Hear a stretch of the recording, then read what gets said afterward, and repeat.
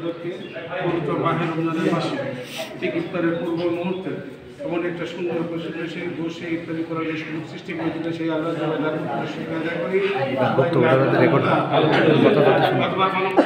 সর্বকালের সর্বশ্রেষ্ঠ মানব মহান আদর্শ খ্রিস্টান নবী বিশ্বনেতার প্রতি সংক্ষিপ্ত দরুদ পেশ করি। সবাই বলে সাল্লাল্লাহু আলাইহি ওয়াসাল্লাম।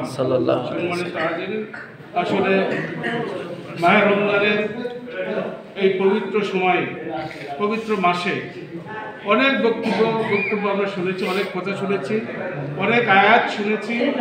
বিশেষ করে পুরাতন বাকার 185 নম্বর আয়াতে আল্লাহ যেটা ঘোষণা করলেন, আমাদের পূর্ববর্তী বক্তারাও যে কথাটা বলে গেলেন, আয়াতই একটাই। আমি ওদিকে যাচ্ছি না, আমি শুধু একটি কথা বলে শেষ করবো, যেহেতু সময় অত্যন্ত অল্প। আমি আসছি দেরি করে, শরীরটা খারাপ ছিল, আসলে আসতে পারবো কিনা ভাবতেছিলাম। আল্লাহর কাছে লাখো কোটি শুকরিয়া আসতে পেরেছি।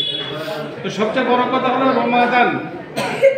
রমাদানের মধ্যে যে তাকওয়া অর্জনের কথা আল্লাহ তাআলা বললেন, এই তাকওয়াটা আমাদেরকে অর্জন করতে হবে।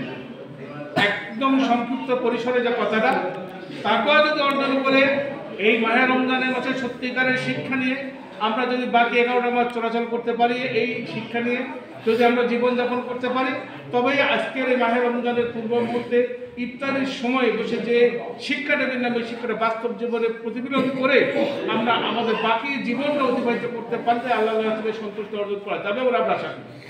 সম্মানিত আছে, আল্লাহ তাআলা বললেন, আসসালামু আলাইহি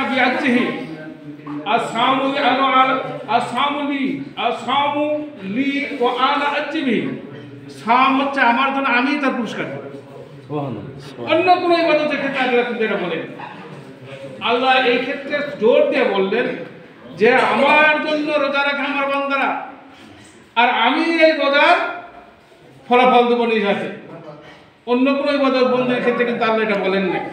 আমরা নামাজ রাখি, অন্য ফরজ ইবাদতগুলো করি, আল্লাহ কিন্তু কখনো এই কথা বলেন। একমাত্র মাহে রমজানের এই পবিত্র রমজান, যে রমজান মাসে আজকে ক্ষুধার্ত শরীরে এই ইফতারের পূর্ব মুহূর্তে খাবারকে সামনে রেখে আল্লাহর অর্ডার না পাওয়া পর্যন্ত আমরা কিন্তু খাবার সামনে আছে, প্রস্তুত ইচ্ছা করলে খেতে পারি, কিন্তু তারপরে আমরা খাচ্ছি না। যে আমাদের একটা নির্দিষ্ট সময়সীমা বেঁধে দেওয়া হয়েছে।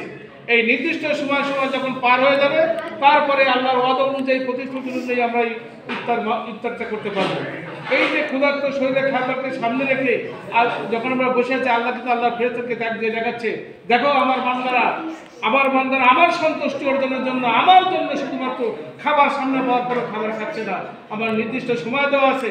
ওই নির্দিষ্ট সময় যখন পার হয়ে যাবে, তখন আমার বান্দারা খাবে।